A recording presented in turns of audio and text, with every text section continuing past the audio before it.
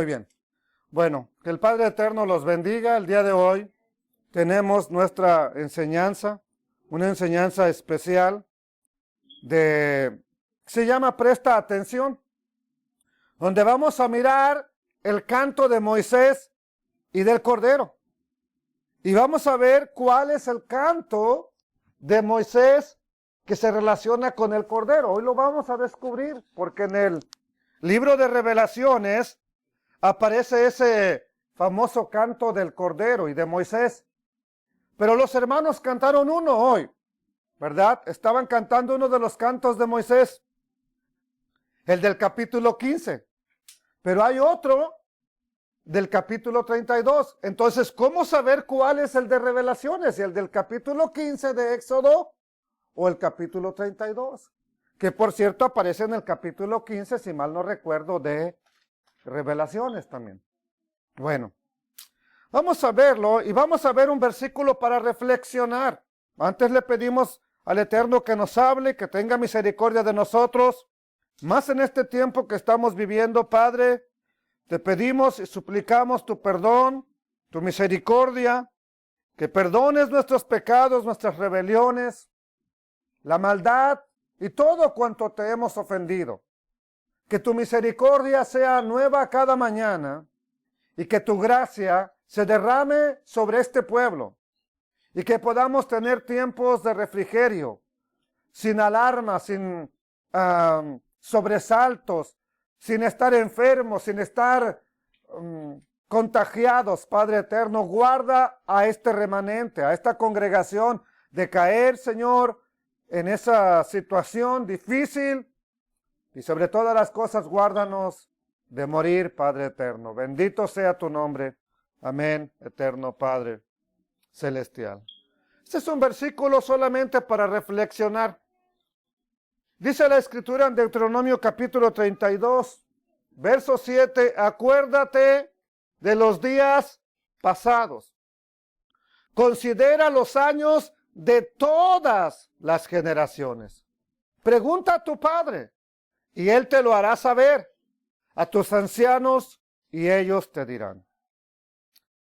La porción que nos toca estudiar esta semana se llama en hebreo Ha'asinu, que significa presta atención o prestar oídos, prestar, sobre todo, disponer tu oído para escuchar. Pero también se le conoce como el canto de Moisés. Así también es conocida. Al final de la semana pasada, de lo que estudiamos la semana pasada, el Eterno instruyó a Moisés que compusiera este canto, que empieza en el capítulo 32. Y les dijo por qué, porque este canto va a describir la apostasía de Israel. ¿Qué es apostasía? Apartarse del Eterno, darle la espalda al Eterno. También incluye las bendiciones y la futura restauración. Todo eso lo incluye. Y en el capítulo 31, antes del canto, el Eterno le dijo esto a Moisés en el verso 20. Le dijo el Eterno, compón un canto y enséñaselos. ¿Para qué? A ver si alguien le puede poner música a ese canto, ¿verdad? Y cantarlo, porque ya un hermano ya intentó y dice que está muy difícil, pero bueno. Y el Eterno le dijo así, porque ellos, Israel, se volverán, se le darán la espalda al Eterno y servirán a otros dioses. Me despreciarán y romperán mi pacto, el pacto que acaban de concertar en el capítulo 29. Dice, un día van a dejar mi pacto, me van a dar la espalda. Y este canto tenía la intención de explicar a Israel la calamidad, el desastre que viene, que le acontece a la nación que le da la espalda al Dios eterno. Mire, no vamos lejos. Estados Unidos hasta hace unos 10 años era conocida por excelencia como la nación evangélica. Pero desde que sacaron la Biblia, la oración de las escuelas, vea ahora el cuadro de las escuelas. Ahorita se han parado yo creo por el COVID, ¿verdad? Porque pero ha habido matanzas cada año en las escuelas, ¿cierto o no es cierto? Esta nación se ha ido degradando, pero terriblemente. ¿Por qué? Porque se le ha dado la espalda al Dios eterno. Entonces, el Eterno también dijo en el versículo 29 del mismo capítulo 31. No estamos en el canto todavía. Porque yo sé, ahora Moisés dice esto, porque yo sé que después de mi muerte se corromperán. Porque Moisés ya va a morir. Ya le dijo el Eterno que va a morir. Y se apartarán del camino que les he mandado, el camino. ¿Cuál es el camino? La instrucción, la palabra del Eterno. Y el mal, apartarte del camino, consecuencia, el mal vendrá sobre ustedes en los postreros días. Pues harán lo que es malo a la vista del Eterno, porque tal vez a la vista de la gente es bueno, ¿sí o no? Hoy hay muchas cosas que a la sociedad le parecen que son buenas, pero no al Eterno. O sea, entonces aquí no está diciendo, vas a hacer lo malo delante de la gente. No, a la gente tal vez hasta te aplauda.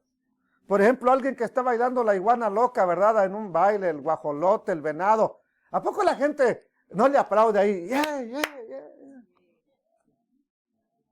Sí, aunque al otro día anden que no pueden ni caminar. Pues harán lo que es malo a la vista del Eterno, provocándole a ira con la obra de sus manos. Los que le han montado al toro mecánico, no, va, y ese día bien valientes, ¿verdad? El otro día, ay, mamacita linda. No podemos ni caminar. De igual manera, ¿saben qué? El Mesías, Yeshua, advirtió a sus discípulos que la generación que vendría después de él tendría unas señales evidentes. ¿Cuáles señales? Dijo que vendría la apostasía sobre su pueblo.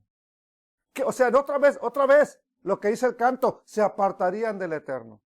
Le darían la espalda al Mesías. Que habría un aumento a la oposición de la escritura, de la Torá, de la ley. Cuando dice, y por haberse multiplicado la maldad, el amor de muchos se enfriará. La palabra maldad es oposición a la Torá. Solamente que nos la pusieron como maldad y no nos tradujeron correctamente. Lo hubieran traducido bien. Pero eso es lo que quiere decir.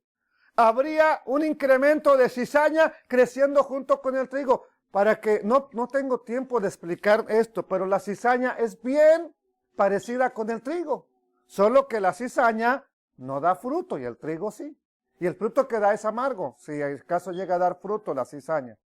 Entonces es difícil distinguirlo cuando están jóvenes, cuando está tierna la mata. Se distingue hasta que ya está seca. Ahí te das cuenta quién es trigo y quién no lo era. Cuando se da cuenta el Eterno que una persona fue fiel hasta el final, cuando empieza en el camino o cuando termina. ¿Por qué cree que los muertos resucitarán primero? Porque los que murieron en Cristo, los que durmieron. ¿Por qué cree? Porque ellos ya la hicieron. Nosotros falta ver si la vamos a hacer. Ellos ya la tienen hecha. Entonces la fe escaseará. Oiga, yo invito más gente hoy en día que nunca y no quieren venir. No te espantes. Eso dijo el Mesías que va a ocurrir. De igual manera, el apóstol Pablo le advirtió a los tesalonicenses de una apostasía que vendría su característica oposición a la palabra del Eterno. En el libro de Hechos, Pablo, Shaul, advirtió a los ancianos. Los ancianos no creen que son los viejitos. Un anciano es el pastor de la iglesia. La palabra anciano es la palabra obispo o presbítero en griego. Y esa palabra se refiere al pastor de la iglesia. Porque la palabra pastor como tal no aparece en los textos donde dice que habla del pastor. Entonces es anciano, obispo o presbítero, es el sinónimo. Bueno, él, citando lo mismo de Deuteronomio, les dice en Hechos capítulo 20 lo siguiente. Sé que después de mi partida, en el versículo 29 y 30, vendrán lobos feroces o rapaces que arrebatan, que muerden las ovejas. Pero ¿de dónde saldrían estos lobos? ¿De dónde? No dijo van a venir de afuera y te van a engañar, no. Dijo a la iglesia, de entre ustedes se levantarán lobos que destruirán el rebaño. Desgraciadamente, tanto sacerdotes como rabinos y pastores son los que más le hacen o le hacemos daño a una congregación. Así de sencillo. Se levantarán lobos, vendrán lobos rapaces entre ustedes que no perdonarán al rebaño. También de ustedes mismos se levantarán algunos hablando cosas para arrastrar a los discípulos tras ellos. Mira, me acaba de revelar esta grandiosidad el Espíritu. Y ahí va gente que los quiere escuchar. Bueno. Como está compuesto el canto de Moisés, el significado del canto, como también algunas interpretaciones, tenemos que analizarlas para encontrar qué nos habla respecto al Mesías. Porque Moisés dijo que Moisés escribió de él. Así que tenemos que encontrar al Mesías en la llamada ley de Moisés. Tenemos que ver alusiones acerca de él. Después de todo, el libro de Revelaciones menciona el canto del Cordero y el canto de Moisés juntos ahí. Entonces, el libro de Revelaciones tiene un gran contenido apocalíptico que habla precisamente de lo que el canto ya dijo, que ni siquiera se le ocurrió a Juan, o se lo están revelando a Juan, es lo que el canto de Moisés y los profetas ya dijeron. Entonces, y lo que enseña es el canto, primordialmente, apartarse de la instrucción del Eterno, la consecuencia, el problema. Sin embargo, el canto de Moisés, del capítulo 32, concluye de una forma triunfante, describiendo al Eterno cómo toma venganza de sus enemigos y cómo restituye a su pueblo, le reúne a su pueblo, le da la reivindicación a su pueblo, o sea, lo vuelve a reunir, le vuelve a dar las promesas, las bendiciones, lo salva, lo guarda, lo protege. Entonces, eso es lo que vamos a ver, ¿verdad? ¿Por qué? ¿Y por qué hace eso al último? Porque las naciones golpearon mucho a su pueblo, se fueron contra él. Entonces, el libro de Revelaciones habla de la ira del Eterno, que es derramada sobre la tierra. Juan tuvo una visión de unos mártires que están ante el trono del Eterno, cantando el canto de Moisés y el canto del Cordero. ¿Por qué están delante del trono del Eterno estas almas ahí? Dice que vio las almas de los, ¿de qué dice? De los decapitados. ¿Qué les hicieron? Les mocharon la cabeza. Y ellos están de pie delante del Eterno diciéndole, ¿hasta cuándo? Oh, Señor, no juzgarás. No pagarás conforme a sus obras. Y luego nos dice que cantaban el cántico de Moisés y del Cordero. ¿Por qué cantan el cántico de Moisés y están pidiendo venganza? Ya vamos identificando de cuál canto habla entonces, desde el capítulo 15 que dice, echó a la mar jinete y caballo. ¿Ok? O está hablando del que habla de la restauración final, la redención, la reivindicación. ¿Vemos una parte del cántico? Mire lo que están cantando. Versículo 3. Y cantan el cántico de ¿quién? Siervo de Dios. ¿Por qué el cántico de Moisés? Si los mataron, si les dieron muerte, si los decapitaron, si los persiguieron. Y cantan el cántico de Moisés, siervo de Dios, y el cántico del Cordero. ¿Pero qué dicen? Grandes y maravillosas son tus obras, Señor Dios Todopoderoso. justos y verdaderos son tus caminos, tus juicios también, Rey de los santos. ¿Quién no te temerá, oh Señor, y glorificará tu nombre? Pues solo tú eres santo, por lo cual, mire cómo termina el famoso canto de Moisés y del Cordero. Por lo cual, todas las naciones vendrán y te adorarán. Guarda eso en su mente para que lo conecte con el canto, a ver cuál canto es. Todas las naciones vendrán y te adorarán porque tus juicios, empezó el juicio. Pero ya no sobre Israel, ahora sobre las naciones. Lo mismo dice el Salmo 86. Dice, está escrito en el Salmo 86, todas las naciones que hiciste vendrán y adorarán delante de ti, oh Señor, y glorificarán tu nombre. Prácticamente lo mismo que dice aquí, y prácticamente lo mismo que dice uno de los dos cantos que compuso Moisés. No digo cuál todavía. ¿Ok? Entonces, ¿por qué el escritor del libro de Revelaciones se refiere al canto de Moisés, siervo del Eterno, y lo relaciona con el canto del Cordero? ¿Qué hace el Cordero o qué tiene que ver el Cordero en ese canto de Moisés? Bueno, pues debido a que el Mesías es la persona, o el agente, o la persona de la redención final, Él es el que redime, Él es el que trae la restauración a Israel. Por eso habla del canto de Moisés, que trae todo lo que el Eterno determinó, y el canto del Cordero, que trae la redención final, para que todas las naciones vengan y adoren al Rey de la Gloria. ¿A quién llama primero como testigos Moisés? A los cielos, a la tierra, y habla de la lluvia y del rocío. Y dice en el versículo 1 del capítulo 32, ahora sí empiezo, no lo voy a predicar todo, no se espanten porque no acabaría. Presten atención. ¿Quién? ¿A quién le está diciendo que preste atención?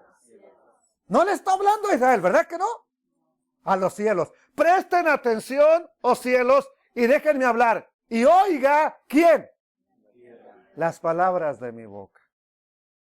¿Por qué primero menciona a los cielos y después a la tierra? A ver, yo quiero que me ayuden a predicar en este día. ¿Por qué primero los cielos y después la tierra?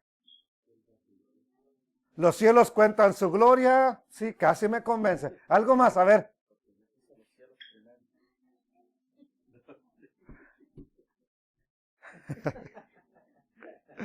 Bueno, Moisés comienza su canto llamando a los cielos y a la tierra a que le pongan atención, como testigos de su enseñanza. Prestad atención, oh cielos, déjenme hablar, oiga la tierra los dichos de mi boca. Observemos que Moisés primeramente se dirige al cielo, luego a la tierra. Entonces, oiga la tierra las palabras de mi boca. Su profecía se tiene que escuchar primeramente en los Shamaín, en los cielos. Y repercute allá en todos los que son los siervos del Eterno, igual que Moisés, sus ángeles, ¿verdad? Del Eterno, allá. Todos escuchan esto. Solo después de ser que ha sido pronunciada la palabra en el cielo, solo entonces se dirige a la tierra. Solo entonces derrama el Eterno su palabra. Solo después de expresar su voluntad en los cielos, nos envió su palabra a la tierra, para que nosotros la tuviéramos. Dice en el versículo 2 de la siguiente manera: goteará como la lluvia mi enseñanza. Quisiera explicar este texto, me encanta mucho, pero ya anoche ya lo expliqué. Destilará como el rocío mi razonamiento, como la llovizna sobre el pasto, sobre la grama, y como las gotas sobre la hierba. Mire, habla de lluvia, habla de rocío, habla de llovizna y habla de gotas. ¿A quién le gusta que le caiga una lluvia pero torrencial de agua encima? ¿A quién le gusta? ¿A nadie? Pues hay veces que nos ha tocado, que vamos, pues sobre todo cuando no teníamos carro, íbamos caminando, nos agarró el agua, ni para dónde correr. Y no se siente nada rico. Y se queja uno, ay, esta agua, ¿para qué está cayendo ahora? Pero esa agua es buenísima, porque le hace bien a la tierra. Sin embargo, si empieza a caer el rocío, ay, sobre todo cuando está bien seco, cuando la tierra está seca y cae el rocío, qué suave para el pasto, para las plantitas. Las sandías, hay una sandía que se da de puro rocío. Son unas sandías chiquitas así, miren. Son de puro rocío en México. Esas no pueden darse donde no hay agua. Solamente con puro rocío salen. Como la llovizna. La llovizna es lluvia, pero muy, muy ligera. No intensa, así como una llovizna sobre el pasto. Y gotas nada más sobre la hierba.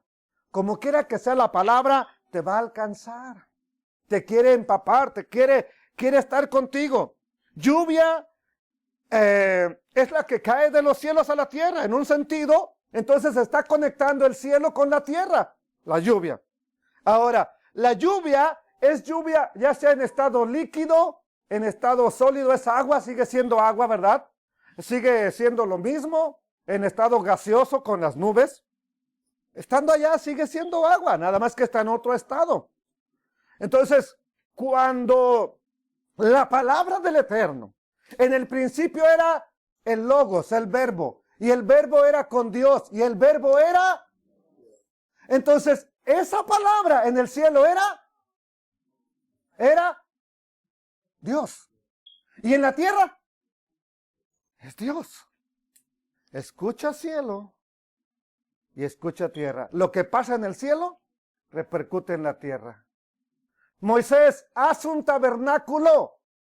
Pero no como una pirámide de Egipto, no, conforme al modelo que vio en los cielos. Uno igual que ese. Hazlo en la tierra. ¿Por qué? Porque es una réplica del modelo que va a venir cuando venga la nueva Jerusalén. Bendito es el Padre Eterno.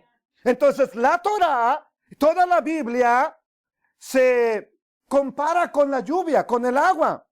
Entonces, a todos nosotros nos hace comprender, ya sea en una forma de lluvia, ya sea en forma de rocío, ya sea en forma de llovizna. A algunos nos entra todo el estudio, se nos queda. A otros nomás unas gotitas. Pero se nos queda algo. Y a eso está aludiendo la palabra. ¿Ok? Entonces, esa palabra que es como la lluvia, es la palabra infalible del Eterno. Y ha tomado forma humana, tomó forma humana esa palabra. ¿Para qué? Para enseñarnos a los humanos lo que debemos hacer. ¿Cómo debemos comportarnos? ¿Cómo debemos hacer las cosas? ¿Cómo debemos vivir para el Todopoderoso? Esa palabra se puso un cuerpo humano para que viéramos lo que el Padre Eterno quiere, lo que espera de nosotros. Entonces, ya el Evangelio de Juan dice que esa palabra, ese logos, era el verbo. Que es el verbo, ese es Elohim. Entonces no es otro Dios, no es algo diferente a él. Pero en forma de un milagro, inexplicable por cierto, la palabra descendió a la tierra. Se hizo obediente, se hizo humilde, se humilló a sí mismo, tomando forma de siervo. Y estando en la condición de humano, no se aferró a querer ser semejante a Elohim, como estaba en su tiempo de gloria antes de venir, sino que se despojó de esa gloria. Se hizo un humano como usted, para mostrarnos la grandeza del Elohim eterno y su palabra. A eso vino, a cumplir las profecías. Entonces, Él es la palabra hecha carne. Y Él, ¿qué nos enseña? Él dijo, adórenme a mí, glorifíquenme a mí, o denle gloria al Padre. Honren al Padre, glorifiquen al Padre. Entonces, el Mesías, la palabra, nos instruye a darle honra al Padre, a glorificar al Padre. Dice el versículo 3, porque yo proclamo el nombre del Altísimo. Atribuyan grandeza, exalten. ¿A quién? A nuestro Dios. La grandeza es no del predicador, por muy bonito que predique. La grandeza es del Eterno. Dice en una versión, ¿verdad?, en hebreo, cuando yo invoco el nombre del Eterno, atribúyanle la grandeza a Elohim. ¿Lo oyeron? Dice en una versión en hebreo, cuando yo invoco el nombre del Eterno, atribúyanle la grandeza al Eterno, no a Moisés, no a mí, no a nadie. Solamente al Todopoderoso. En tiempos del templo, este texto se entendía de esta manera, como parte de la liturgia. Hoy en día a veces el salmo se lee así, yo leo uno y ustedes leen otro, eso se dice antifonal. Yo leo una parte y usted la otra.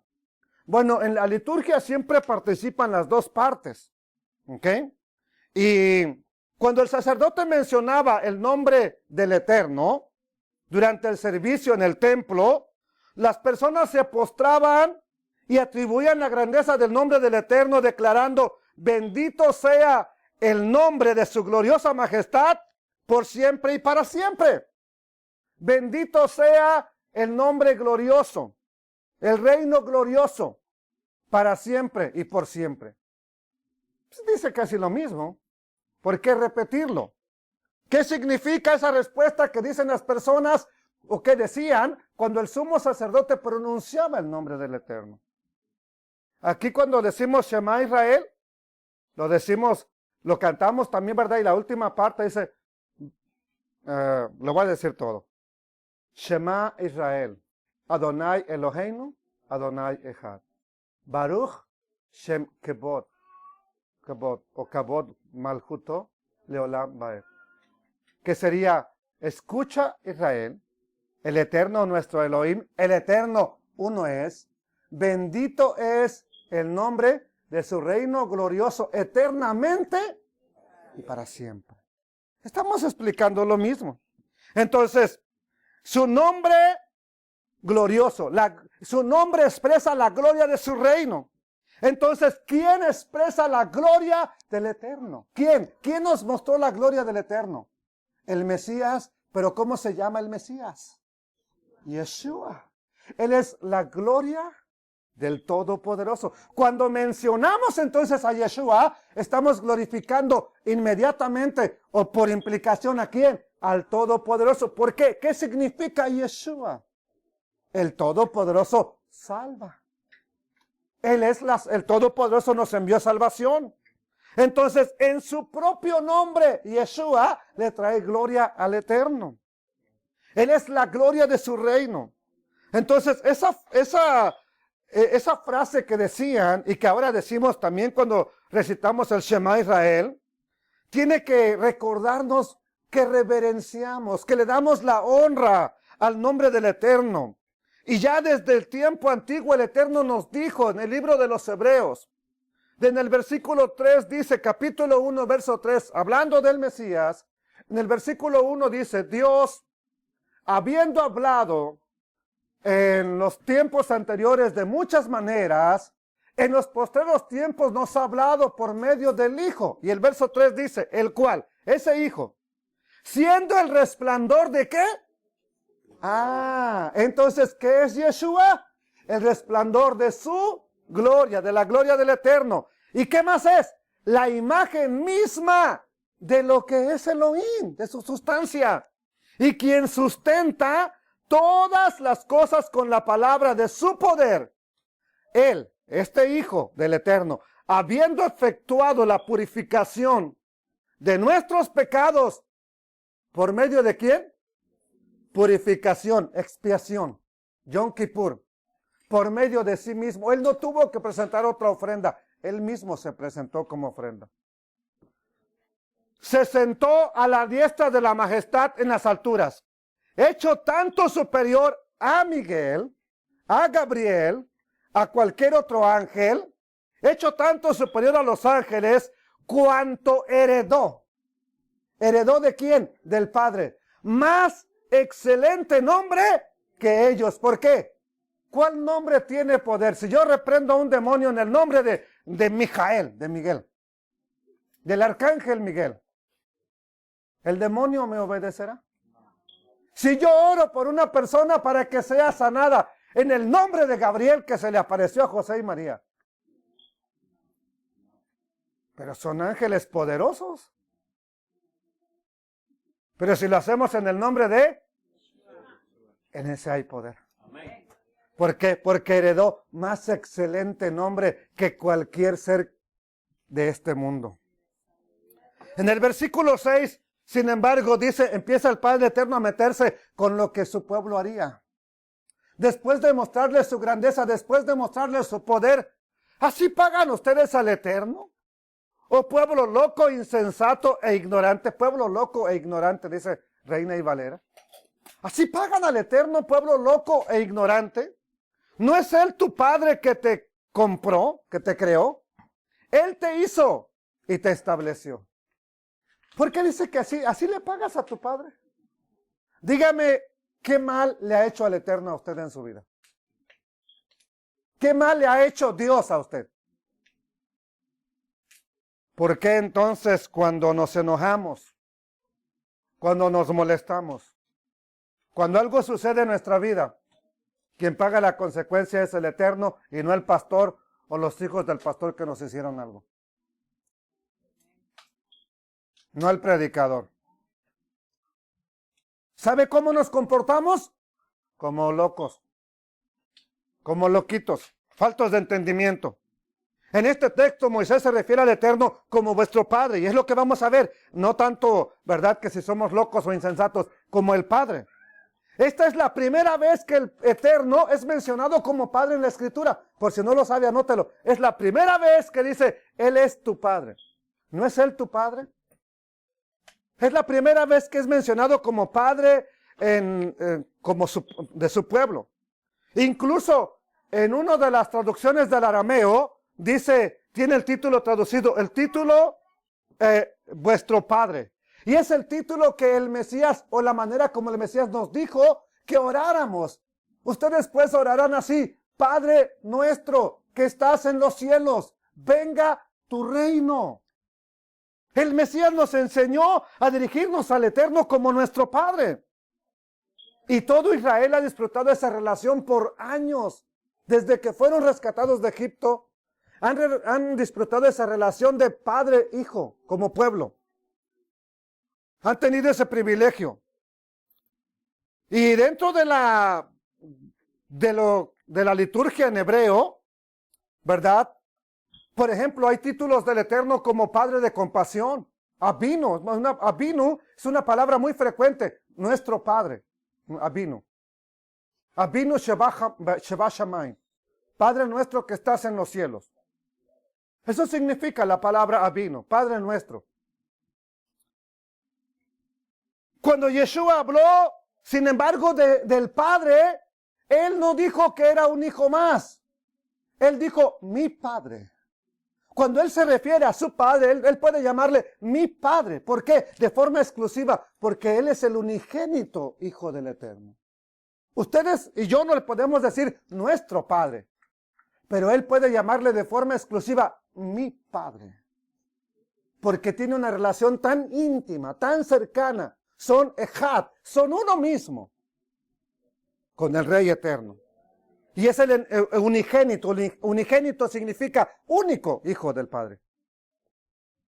¿Y qué dice que le preguntáramos a quién? A las generaciones pasadas, a las presentes. Y también, si estamos vivos, también hay que preguntarle a las generaciones futuras.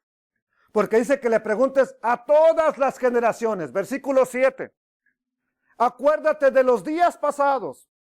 Considera los años de todas las generaciones. Todas son hasta las que vienen también. Pregunta a tu padre y él te lo hará saber. A tus ancianos y ellos te lo dirán. Moisés le dice, vean en el pasado. Vean la evidencia de la fidelidad del Eterno. Vean, no se comporten como locos. Vean cómo fue fiel con Abraham. Vean cómo fue fiel con Isaac, con Jacob, con el pueblo cuando lo sacó de Egipto. Vean cómo fue fiel en el desierto. Nos dio agua, nos dio comida, nos libró de los enemigos. Pero también dice, pregunten a las generaciones en lo que ha de venir, para reconocer en el futuro que todo está en manos del Eterno. Está en manos de Él hacernos bien o que no nos vaya tan bien por nuestra propia decisión. Pero el que traiga la redención, que traiga la paz, que traiga la bendición a tu vida, depende del Eterno. No depende de la iglesia a la que vayas, depende del Todopoderoso. Bendito sea Él. Entonces, el resto del canto va a empezar a mirar en ambas direcciones, al pasado y al futuro. Y nos dice en el versículo 11 de la siguiente manera: el Eterno les rescató de Egipto. Les dije que empieza a mirar hacia atrás, pero también hacia adelante. A partir de aquí el canto. El Eterno les rescató de Egipto, como un águila que despierta su nidada, que revolotea sobre sus polluelos, extendió sus alas y los tomó. Los llevó sobre su plumaje. Quien no entienda qué quiere decir esto, para estar al tanto del acontecer mundial, sintonice Discovery Channel en español o en inglés, como mejor lo entienda. Cuando un águila revolotea su nidada, es cuando el aguilucho o los aguiluchos ya están grandes, pero nunca han volado, siempre han estado en el nido. Y el águila quiere que ya se vayan. Entonces el águila llega al nido y le empieza a hacer así y los saca, los tumba del nido.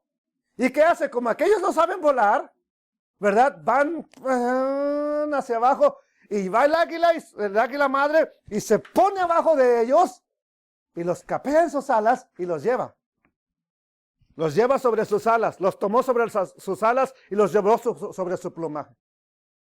Y así los empieza a pasear. Los lleva al nido otra vez y los vuelve a aventar, a revolotear al nido. ¿Hasta qué? Hasta que estos aprendan a volar. El Padre Eterno, vaya que revoloteó el nido para sacarlos de Egipto.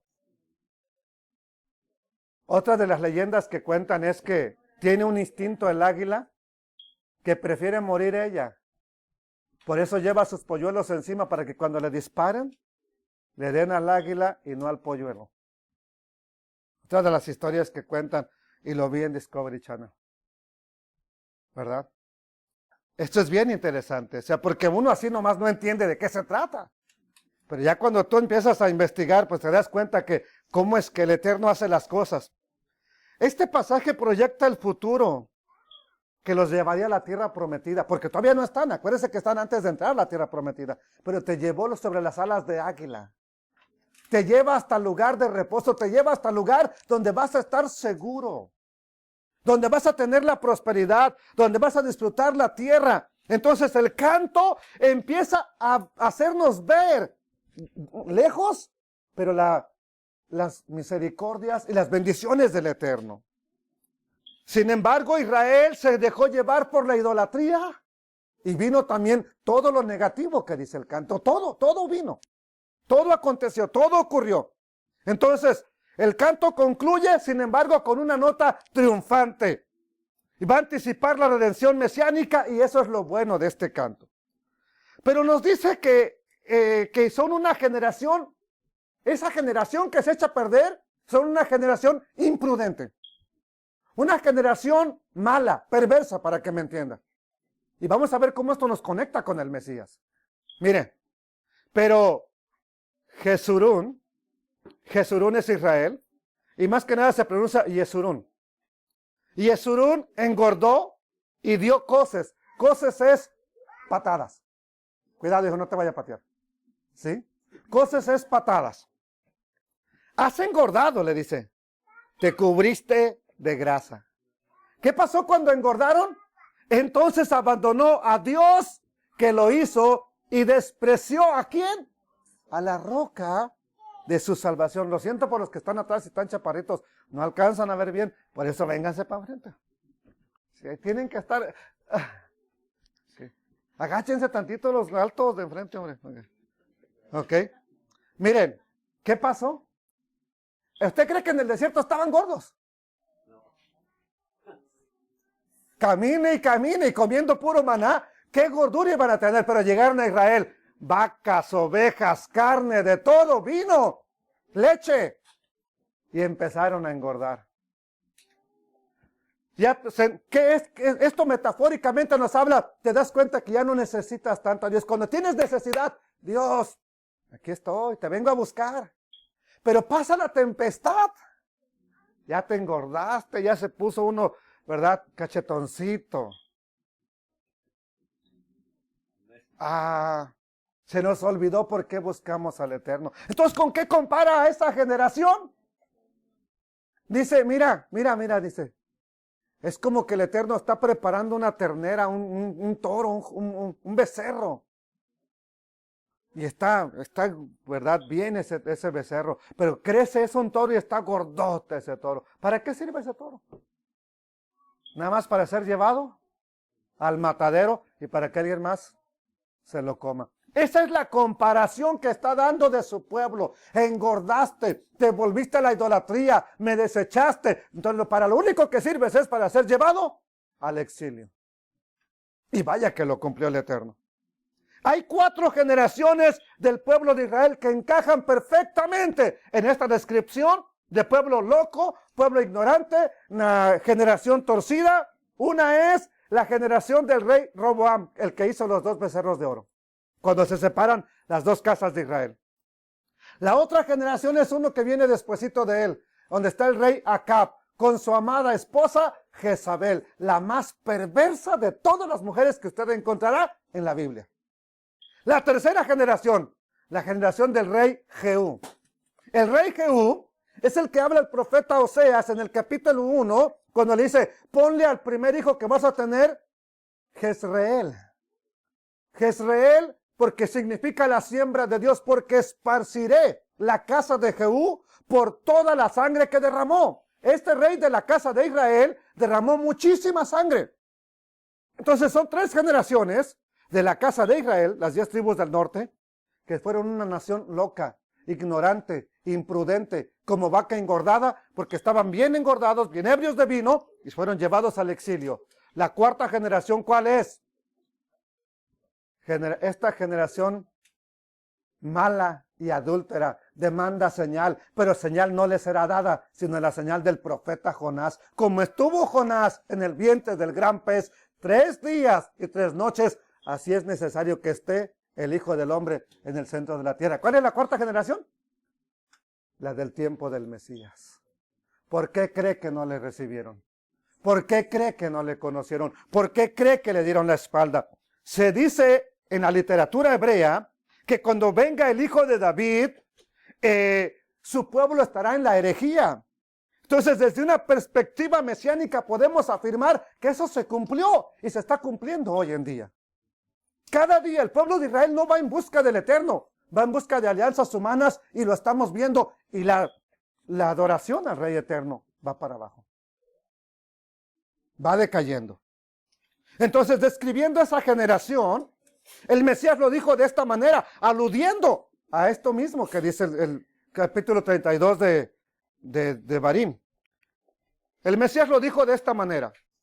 Por eso la sabiduría de Dios, en Lucas 11, 49 y 50, por eso la sabiduría de Dios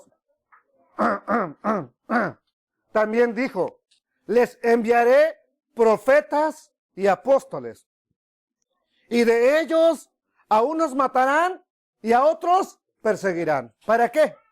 Para que se demande, ¿de dónde? ¿De cuál generación? De esa que estaba ahí. Para que se demande de esta generación la sangre de todos los profetas que se ha derramado. ¿Desde cuándo? Mire, incluso pone a Abel, el primero que fue muerto en la Biblia. Desde la fundación del mundo. Desde la sangre de Abel hasta la sangre de Zacarías. ¿Cuál Zacarías?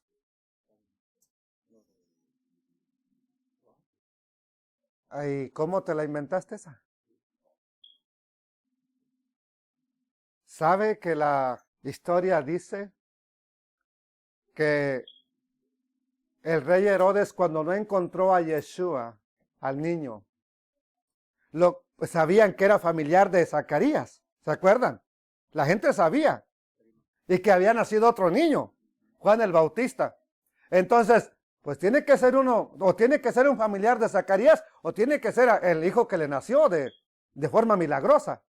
Así que lo mataron porque no reveló dónde estaba Juan ni dónde estaba Yeshua. ¿Y dónde lo mataron? Entre el altar. Adentro del templo, para que me entiendan. Fue ahí cuando los saduceos, los sacerdotes que ahora están cuando Yeshua aparece, tomaron el lugar, pero los sacerdotes genuinos los mataron y los pocos que quedaron escaparon. Ahora estos, sí son levitas, pero compraron el puesto y están asociados con Roma, los que están en el tiempo de Yeshua. Bueno, sí, les digo que será demandada, ¿de qué generación? De esta. ¿Por qué? Porque era una generación malvada. ¡Ay de ustedes, intérpretes de la ley! Porque han quitado la llave de la ciencia, del conocimiento. Ustedes mismos no entraron y a los que entraban se lo impidieron. ¿Qué es lo que estaban haciendo en el tiempo del Mesías? No, ese no es. Pablo mismo persiguió a la iglesia del Mesías. Ni entras, ni dejas entrar a nadie. ¿Cuántas personas hay así que ni entran, ni dejan entrar? Entonces, la historia ha probado que sus palabras fueron ciertas. ¿En qué año fue destruido el templo? Solamente 40 años después de la muerte del Mesías. La nación de Israel, año 123, de ahí para adelante, a Jerusalén le cambiaron el nombre por Aelia Capitolina, y a Israel, todo Israel se le llamó Palestina, y a Jerusalén Aelia Capitolina, en honor al emperador Aurelio. Así de sencillo. Y se borró para siempre Israel. ¿De dónde? ¿A dónde fueron llevados? Pueblo loco, ignorante. Al exilio, al matadero. ¿Por qué? Porque no le pusiste atención a la palabra del Eterno. Y fue entonces cuando el Mesías, al ser muerto, le fue ocultado a Israel. Ok, no lo quisiste, te lo envié a ti. Y primero a las ovejas, ¿a dónde envió a sus discípulos? A las ovejas perdidas de la casa de Israel. Pablo le dijo de esta manera: a vosotros era necesario predicarles primero la palabra, pero ya que no quieren, se sacudió sus pies, nos vamos a los gentiles. ¿Y qué ocurrió entonces? Al no recibir al Mesías, el Eterno ocultó su rostro. ¿Quién es el rostro? ¿Quién es la faz de su gloria, la cara de su gloria, el rostro de su gloria? Yeshua. Lo ocultó de Israel. Versículo 20 del cántico. Entonces él dijo: esconderé de ellos mi rostro. Y lo escondió. ¿Y cómo le fue a Israel? ¿Cómo le ha ido en 2000 años de que escondió su rostro? Dígame cómo le ha ido. Vea la historia. Esconderé de ellos mi rostro, veré cuál será su fin. Porque son una generación perversa, hijos en los cuales no hay fidelidad. El canto de Moisés profetiza que el Eterno traería juicio sobre esa perversa generación, escondiendo su rostro. Yeshua y los apóstoles identificaron de la misma manera a esa generación de aquel tiempo como la generación maligna. Vean lo que dijeron los apóstoles en Hechos 2:40.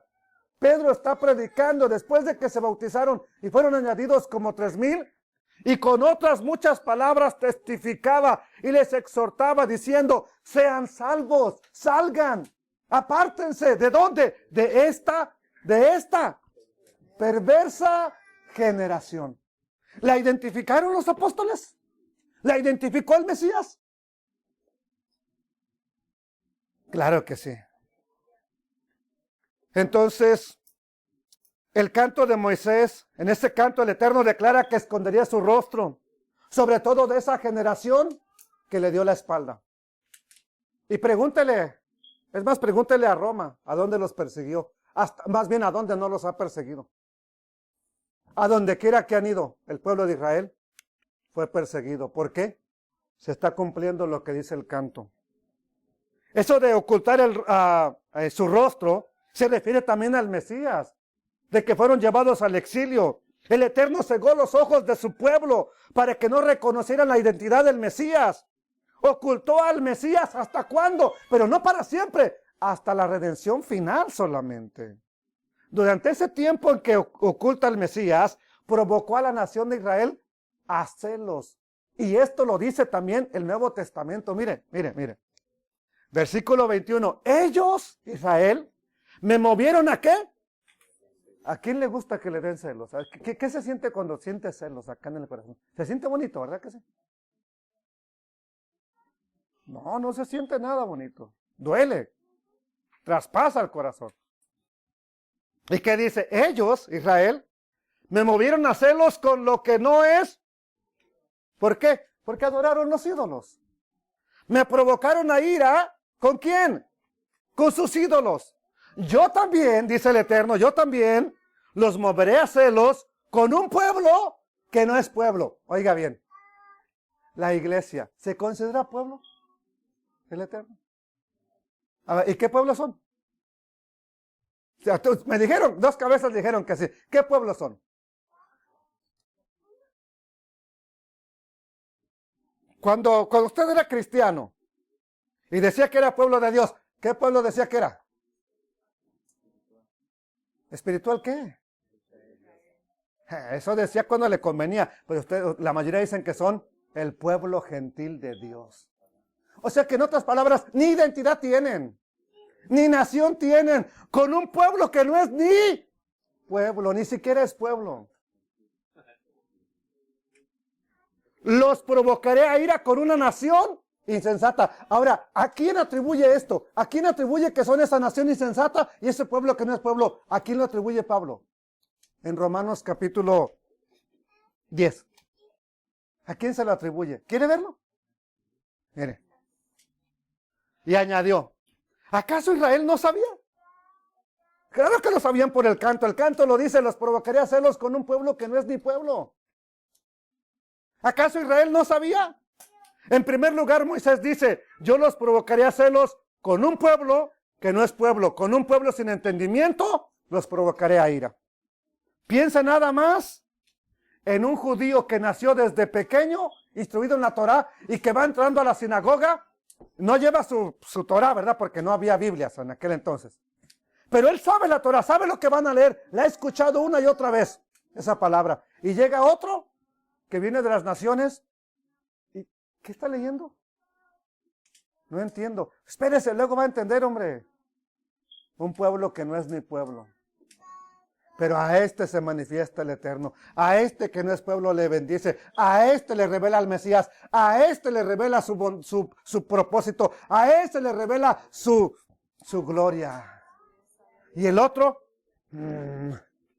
este pagano gentil que no está ni circuncidado. Mira cómo está bien contento con estas cosas del Eterno. ¿Y sabe qué? Y aquel, ¿por qué? Porque ya no le causa placer. Esa agua ya no le sacia. Ya no le llena. En el entendimiento de Pablo que hace de la Escritura, el pueblo que no es pueblo son los creyentes en el Mesías, que comparados con los judíos son una nación ignorante. Sí, pero que ahora por el Mesías han alcanzado sabiduría. Sabiduría no de este mundo, sino la sabiduría del Altísimo. Bendito sea el Rey de la Gloria. Alabado sea el Todopoderoso. Ahora pregunto, pero entonces el Eterno ¿va a esconder su rostro de Israel por siempre? Esa es la buena noticia. No es por siempre. Al final viene la redención. Porque dicen Romanos 11, 25 y 26, porque no quiero, hermanos, que ignoren este misterio, para que no sean sabios arrogantes, dice en la otra versión, en su propia opinión. Que a Israel le ha acontecido endurecimiento parcial. Ok, cuando usted tiene parálisis parcial, ¿quiere decir que está todo tieso? ¿O nomás una parte? Espero nunca lo tenga, ¿verdad? Nunca. Bueno, le ha acontecido a Israel endurecimiento en parte, una parte, hasta que haya entrado la plenitud de los que no eran pueblo, de los gentiles. Y así, cuando entre la plenitud, cuando entren todo ese grupo, todo Israel, no todos los gentiles, todo Israel será salvo, como está escrito, el libertador vendrá de Sión para apartar, ¿qué cosa? Para expiar la iniquidad, no de cada persona, de Israel, de Jacob. ¿Qué es lo que pasa en Yom Kippur? El Mesías expió la iniquidad de Israel. Como se ocultó el rostro del Mesías, ¿a dónde fueron? Por consecuencia lógica, ¿qué le ocurrió a Israel? Exilio. Y vemos que el Eterno lo tenía todo guardado. Capítulo 32, versos 34 y 35. ¿No tengo yo esto guardado conmigo, sellado en mis tesoros? Todo lo que va a ocurrir, ¿no lo tengo yo diseñado? Dice el Eterno. Mía es la venganza y la retribución, el pago. Mía es la venganza y el pago. A su tiempo, su pie resbalará, porque el día de su aflicción, ¿está qué?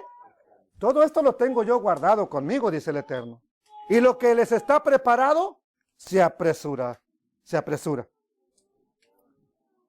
El pasaje continúa describiendo las dificultades que pasarían en el exilio el pueblo de Israel. Nos habla incluso de las maldiciones. Los versículos entre medios nos hablan de las maldiciones que ya están en Deuteronomio 28. Durante los siglos, desde la destrucción de Jerusalén hasta el día de hoy, esto se ha cumplido al pie de la letra, hermanos. Pero ¿sabe cuál es la bendición? Que si todas las maldiciones, todo lo malo que está profetizado en el canto se ha cumplido, la buena es que entonces las promesas que están en el canto de la restauración y la recompensa de Israel también serán cumplidas. Esa es la bendita esperanza. Entonces, ahora el canto marca un cambio completo. ¿Por qué? Porque ahora que habló de Israel, que fue castigado, que se ocultó su rostro, que los llevó al exilio, que les dio él también les dio la espalda, ¿verdad? Ahora comienza a hablar de la redención. El Eterno declara que todo lo tiene con él guardado, la vida y la muerte, la bendición y la maldición. Él cura, él sana, él trae la muerte, él trae la vida. Entonces, ¿pero hasta cuándo? ¿Hasta cuándo va a aparecer? ¿Hasta cuándo vendrá? Hasta que su fuerza se haya ido, hasta que ya no tengan fuerzas, hasta que la fe se esté acabando. Verso 36. Porque el Eterno vindicará, restablecerá, reunirá también, ¿verdad? Recompensará a su pueblo. Y tendrá compasión de sus siervos. ¿Cuándo? ¿Cuándo? Cuando vea que su fuerza se ha ido y que no queda nadie, ni siervo. Cuando la esperanza de Israel se acaba, es cuando aparece el Mesías. No antes. ¿Por qué cree que nuestra vida apareció cuando todo lo vimos perdido ya? Ya que vimos que ya no lo hacíamos. Vamos al Eterno. Y aparece. Él ha estado ahí todo el tiempo. Hasta que la fuerza se haya ido. Desde aquí nos habla de la redención final. Porque Él vindicará a su pueblo. Tendrá compasión. ¿Cuándo? Cuando vea que no tienen fuerzas, Él va a aparecer. Él va a restaurarlos. Entonces la vindicación del Eterno la hará con su pueblo, lo consolará. Esos son sinónimos de la venida del Mesías. El tan esperado rey que vengará a su pueblo, a los oprimidos, y premiará a sus siervos. Entonces, ellos esperan la consolación, siempre la han esperado. Había un hombre justo, recto, en el tiempo del Mesías. No le pongan atención a la niña, déjenla que grite, ella está alabando a Dios. Lo digo porque a ustedes los distrae, a mí no. ¿Ok? Pero sabe que había un hombre justo que en el tiempo del Mesías, cuando nació, él esperaba precisamente la consolación de Israel. Y es uno de los títulos que tiene el Mesías, el Consolador. Y mire, dice Lucas capítulo 2, verso 25. He aquí, había en Jerusalén un hombre llamado Shimón o Simeón. Y este hombre, justo y piadoso, esperaba ¿qué cosa? La consolación ¿de quién? Bueno, ¿a quién estaba esperando él? Al Mesías Yeshua, ¿Quién es el Mesías? Yeshua, la consolación de... ¿De qué nos habla el canto? Se las envié desde el lunes, creo. Si no lo leyó, es un solo capítulo. Si no lo leyó, ya usted es porque no quiere. Pero mire, el Eterno dijo que consolará a su pueblo. Y el Espíritu Santo estaba... No que nadie había sido lleno antes de Hechos capítulo 2 del Espíritu Santo. No que nadie. Los profetas entonces, ¿de qué estaban llenos? Del diablo. Del Espíritu Santo. El canto de Moisés declara entonces la redención final, pero no vendrá hasta que el Eterno vea que su pueblo ya no tiene fuerzas, ya no tiene fe, ya no tiene esperanza. Entonces, hasta que vea que perdieron la fe prácticamente, hasta que vea que ya todo está perdido. Cuando nadie le espere. Esa es una de las cosas que se dicen incluso en el pueblo de Israel. Cuando la fe esté en lo más bajo, es cuando aparecerá el Mesías, el Hijo de David. En esa generación aparecerá. Pero el día y la hora, nadie lo sabe. Mateo 24:36. Pero de aquel día y hora, nadie sabe. Ni siquiera los ángeles del cielo, ni el Hijo, sino solo mi Padre. Cuando vea una boda, cuando sepa de una boda hebrea, sabrá por qué dice nada más que solamente el Padre. ¿Ok?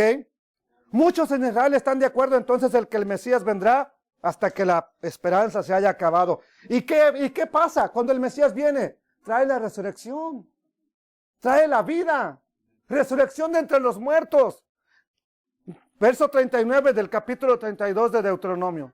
Vean ahora que yo soy el Eterno y no hay dioses conmigo. ¿Qué dice? Yo hago morir. Yo los llevé al exilio, yo los dispersé, yo los acabé como nación y yo hago vivir. Yo les doy vida otra vez. Vida a los huesos secos. Yo hiero, el diablo me enfermó. Yo hiero y yo sano. Y no hay quien pueda librar de mi mano. Desde tiempo antiguo se ha señalado esto como una evidencia de la resurrección de los muertos. Él mata, Él hace vivir. Este texto se ha usado como evidencia de la resurrección de entre los muertos. Y de manera figurada el pasaje se refiere al cambio que el Eterno hace con Israel. Primero castigo por desobediencia, pero ahora bien. Ahora bendición, porque lo va a restaurar, lo va a reivindicar. Entonces, él es el que envía al exilio a Israel. Él lo envió, pero Él lo trajo de regreso. No fue el voto de Honduras, que fue el último, ¿verdad?, que alcanzó a votar para que se formara el Estado de Israel en 1948. No fue el voto de Honduras, fue el Eterno. Él quiso regresar a su pueblo y lo está haciendo regresar y lo está haciendo unir y lo está haciendo vivir y está uniendo a las 12 tribus de Israel. Esto es el Mesías Yeshua. Él sana, Él restaura, Él llama a su pueblo desde los sepulcros. Unos incluso resucitaron cuando el Mesías fue muerto. Y cuando resucitó salieron de sus sepulcros. ¿Qué pasa al final? La venganza de las naciones o a las naciones. Se venga de las naciones que le hicieron mal a sus siervos, a sus hijos. Porque yo alzaré a los cielos mi mano y diré, vivo yo para siempre, dice el Eterno. Cuando afile mi espada flameante o reluciente y mi mano empuñe la justicia, me vengaré ¿de quién? De mis adversarios y daré el pago ¿a quiénes? A los que me aborrecen.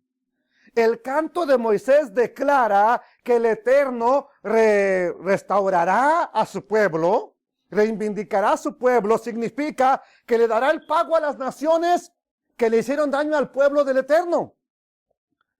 Eso es lo que nos habla también el libro de Revelaciones. Cada juicio, cada ángel que toca una trompeta es un juicio ¿sobre quién? ¿Sobre las Israel o sobre las naciones? Sobre las naciones. Entonces, ahora sí vamos a empezar a coordinar. Y ya voy a casi a cerrar, ¿verdad? El canto de Moisés con el canto del Cordero. ¿Por qué alaban al Cordero? Porque trae la redención. Porque Él puede abrir el libro, desatar sus sellos, y cada sello que desata es un juicio sobre las naciones. Y el canto de él, Moisés, dice que alzará su mano afilará su espada y se vengará ¿de quién? De sus adversarios.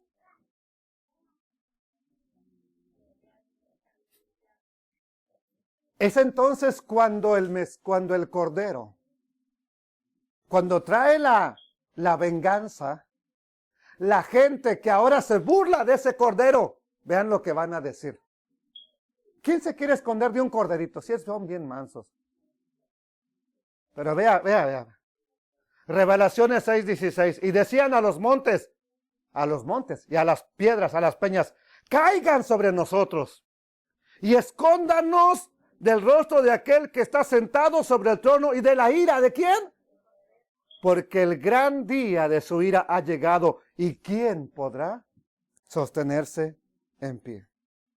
¿Sabe que el Mesías es la espada de la ira del Eterno? Él es el quien pisa el lagar de la ira del Eterno. Porque de su boca sale, Revelaciones 19:15, de su boca sale una espada aguda, afilada, para herir con ella ¿a quién? A Israel, a las naciones, y las regirá con cetro de hierro, con un trono enérgico. Él pisa el lagar del vino, del furor de la ira del Dios. El lagar del vino es donde echan todas las uvas en una especie de pileta de piedra y la pisan. La pisan para que salga el jugo de la uva. Él va a pisar prácticamente las naciones para que salga no jugo, sangre. Porque está derramando la ira. Las naciones, por último, ¿qué va a pasar en el canto? ¿Qué dice? Se regocijarán. ¿Y qué va a pasar cuando el Mesías traiga toda la redención? Aún las naciones que queden vivas, que no mueran, se regocijarán. Regocíjense, naciones, ¿con quién? No dice, porque ustedes son las elegidas, no. Regocíjense, ¿con quién? Con su pueblo. ¿Por qué? Porque Él vengará la sangre ¿de quién? ¿Hasta cuándo, Señor? No harás justicia y vengarás la sangre de tus siervos. Capítulo 15, verso 1 de Revelaciones. Justos y verdaderos son tus caminos. Porque Él vengará la sangre de sus siervos. Traerá venganza sobre sus adversarios y hará expiación por su tierra y su pueblo. En la redención final, no todas las naciones van a ser destruidas por la ira del Eterno. Por eso el canto de Moisés instruye ¿a quién? ¿A quién? A las naciones que se regocijen ¿con quién? Con el pueblo de Israel. Ve cómo aún al final hay una distinción entre Israel y las demás naciones. Pero usted tiene que esperar hasta el final para regocijarse junto con Israel, o desde este momento ya podemos alabar al Eterno junto con Israel. No necesitamos esperar hasta la expiación final. ¿Por qué? Porque ya hemos sido redimidos. Ya se nos reveló al Mesías. Ya tenemos a Yeshua en nuestra vida. Ya podemos regocijarnos juntamente con su pueblo. No importa de qué nación tú seas. Regocíjate y canta. Oh moradora de Sión. Hija de Mont Pleasant también. Que moras en Mont Pleasant. También tú regocíjate y canta. ¿Por qué? Porque ha venido tu luz. La gloria del Eterno ha venido sobre ti. Ya no andas en tinieblas. Ya tienes un Elohim todopoderoso que trajo el mal, pero también va a traer el bien a tu vida. Te lo está ofreciendo. Ahora nos regocijamos por esa salvación que nos fue dada por el Mesías. Cuando por fin todo esté consumado y el canto de Moisés esté cumplido, entonces uniremos nuestras voces para clamar y decir todos: grandes y maravillosas son tus obras, oh Señor Dios Todopoderoso. Justos y verdaderos son tus caminos, oh Rey de las naciones. Oh Señor, ¿quién no te temerá y glorificará tu nombre? Pues solo tú eres santo.